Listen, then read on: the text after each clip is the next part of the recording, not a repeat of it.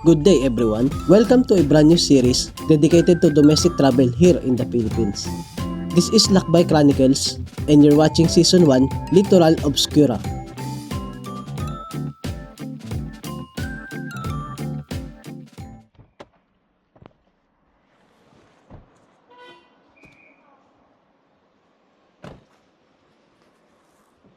Okay. Thank you po. We just arrived at Naya Terminal 3 departure area. We're heading straight to the check-in counters. Our destination will be the Sabang Beach in Puerto Princesa, Palawan. We are flying with Cebu Pacific. We will using the self-bag drop. But first, we need to print our baggage tag using the self-service kiosk located near the check-in counters. Nari. Scan to. Scan QR code. Yung bag tag.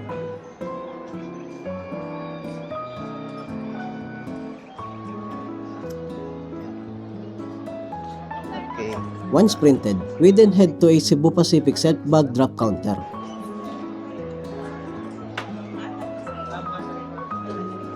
A Cebu Pacific staff member actually stepped in to help us speed up the process.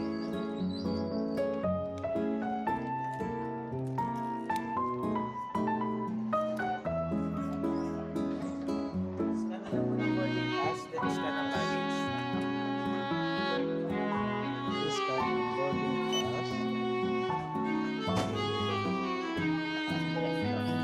Level 5 po.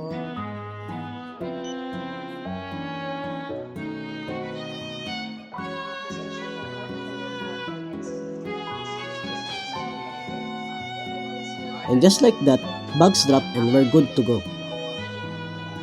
Since we still had plenty of time, we tried to print physical copies of our boarding ticket at the airport kiosk. The first one wasn't working, but after a bit of kiosk hopping,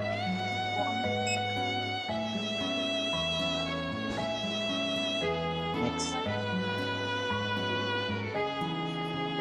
my brother finally found one that worked. Nakaprint na ata lahat yan. After the security check, we are heading to gate 117 for flight 5J635. Departure was set for 9:50 a.m.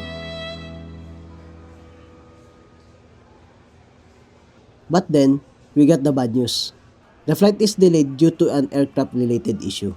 Here's where it gets complicated. Our original plane was a massive Airbus A330-900 Neo with 459 seats.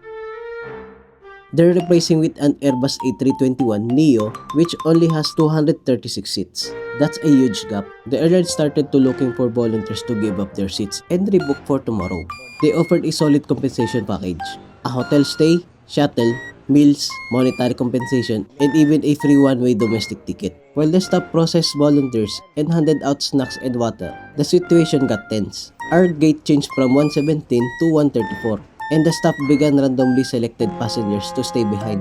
We couldn't afford to reschedule because our Palawan bookings were already set.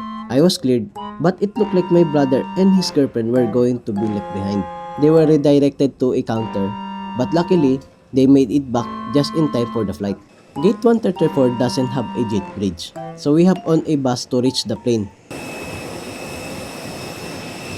As we entered the aircraft, there are no seating arrangements. This means whatever seat is available, you can take it. Even though days before the flight, we reserved seats in advance. Luckily, I still managed to snag seat 2A. On this flight, we're flying with Cebu Pacific RPC-4127, a 4-year-old Airbus A321 Neo.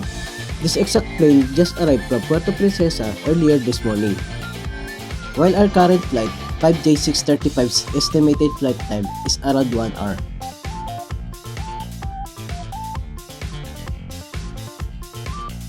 The A321 Neo seats have a decent space. Their tray table is decent enough to put a laptop on it. Its seat back pocket has Cebu Pacific magazine, passenger briefing card, in-flight menu, and a barf bag. The seats also have USB-A and C chargers. We checked the restrooms. It got the essentials and a nursing table.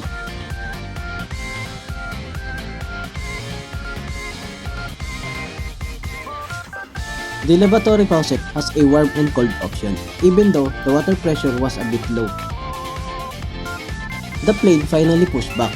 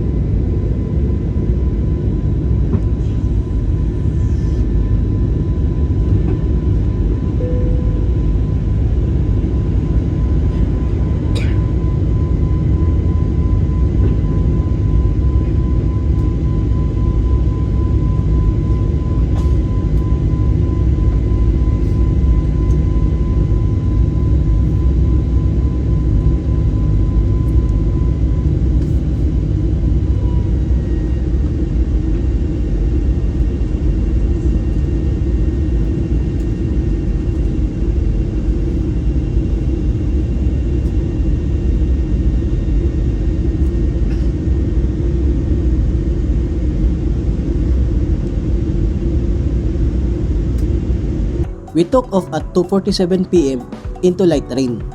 Once we cleared the clouds, it was beautiful and sunny up here.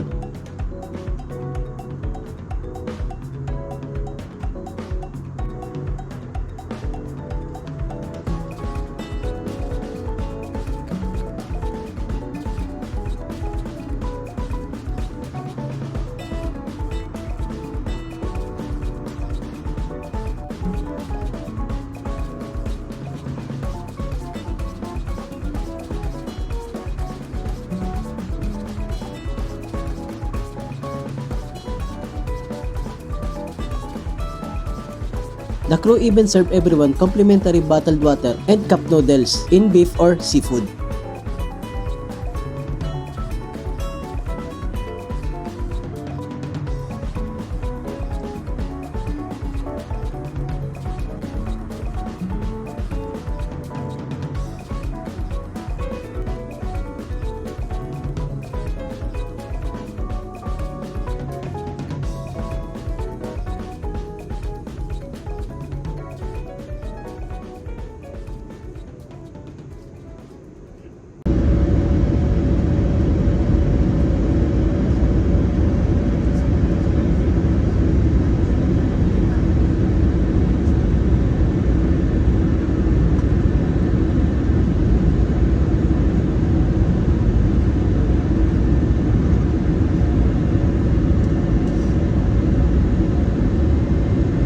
We are going to land on runway 27, but the landing was suddenly aborted.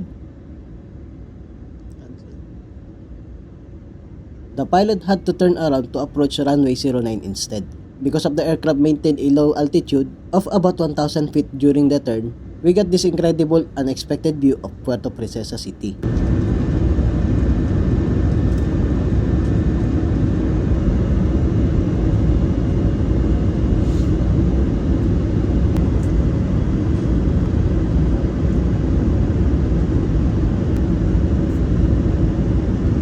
Clear to landing stations.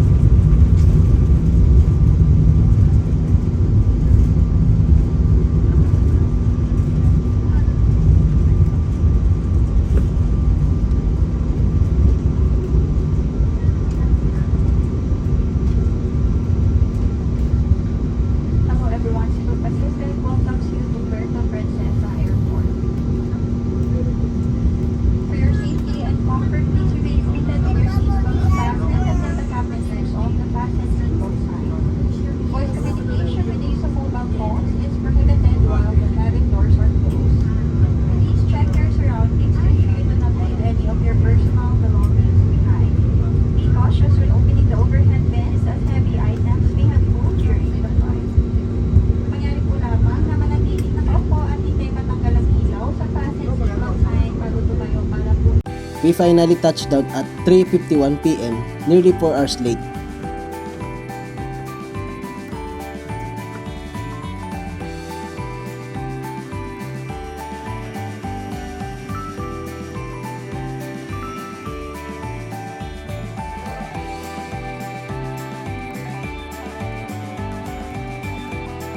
Welcome to Puerto Princesa City. Even with the rain, it's starting to clear up. Cebu Pacific staff here even gave us more free rice bills and bottled water upon arrival. That is some serious commitment to passenger care. From the airport, we need to walk outside to wait for a commuter van. Then the commuter van will travel up north, passing through the mountainous zigzag road towards our final destination. Once we pick our baggage, we headed outside. We missed the last 4 p.m. commuter van to Sabang Beach because of the delay. We reached out to our provider, the Bloomfield, to see if they had a private rental available. They did. It was more expensive than the regular fare, but we didn't have a choice. After a 30-minute wait, our van arrived, and we began the long drive north.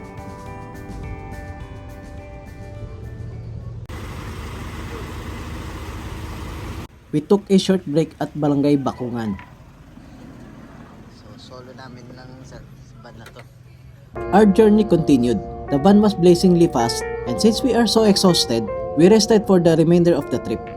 It's almost 8 p.m., and we finally arrived to our home for the next 2 nights, the Daluyan Beach and Mountain Resort.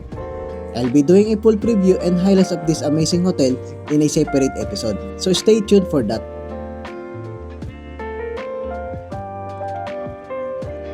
This was my first major flight delay experience, and I won't lie, it was exhausting.